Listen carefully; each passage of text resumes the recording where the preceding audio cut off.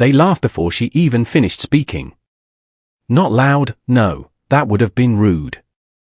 It was the kind of laughter people used when they thought they were being polite. Smiles exchanged. Eyebrows raised. One man actually covered his mouth like he was trying to hide it. The general at the head of the table leaned back in his chair, arms crossed. "You're telling me," he said slowly, "that you are here to audit our Black Ops division." She stood there, alone, tablet tucked under her arm, boots perfectly aligned with the seam of the floor tiles. Her uniform was crisp. Too crisp.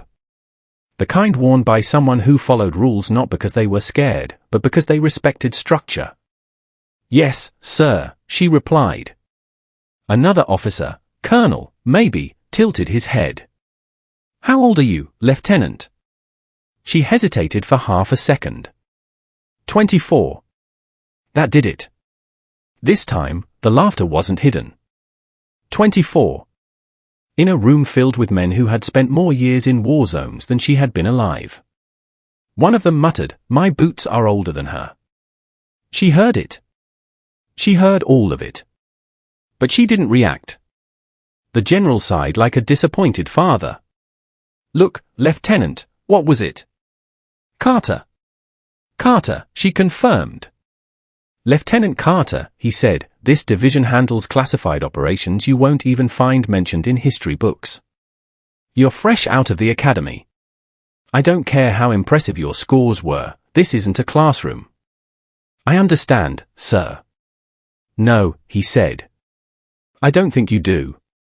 He leaned forward, fingers steepled. "You're too young. Too inexperienced." And frankly, his eye swept over her, too small. Some of the men smiled.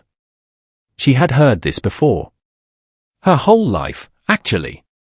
Too young. Too quiet. Too soft.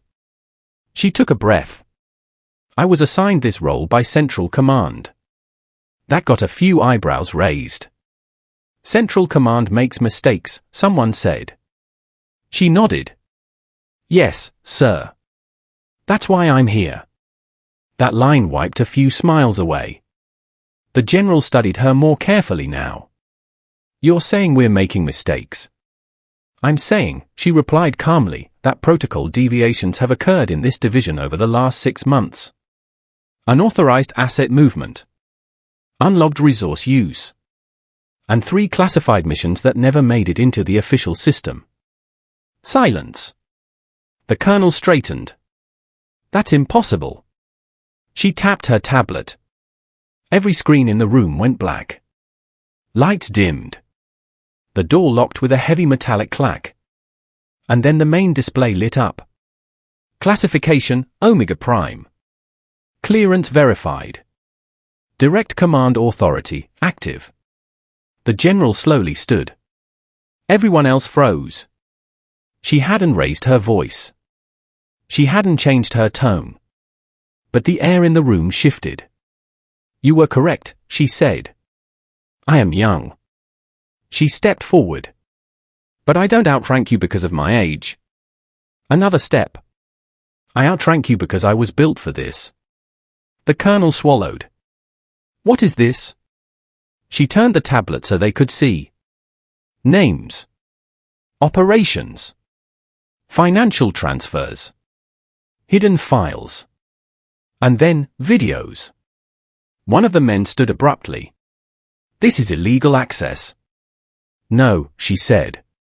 "This is Omega Prime access." The room felt smaller. The general's voice dropped. "No one has Omega Prime clearance." She looked at him. "Now you've met someone who does." A man near the wall whispered, "That clearance hasn't been used in decades." "It was reactivated," she said, 2 weeks ago." "For who?" someone asked. She didn't answer. Instead, the screen shifted. A new video began playing. It showed a desert convoy. Night vision footage. Muffled radio chatter. Then an explosion. One of the officers went pale. "That mission was buried," he whispered. "Yes," she said. "Because you ordered it erased." All eyes turned to him. He stood slowly. You don't understand the situation. I understand, she interrupted. First time she'd interrupted anyone. I understand that you redirected humanitarian drones to transport weapons. The screen changed. I understand that you sold classified tech through shell corporations. Another change. And I understand that you sacrificed a village to cover up a failed extraction. The room was silent. Not mocking. Not amused. Terrified. She walked to the head of the table and placed her tablet down. You thought I was a mistake. No one spoke. You thought I was a joke. Her eyes scanned them. But I wasn't sent here to learn from you. She tapped the tablet again. I was sent here to decide who stays. The door unlocked. Heavy footsteps echoed from the hallway.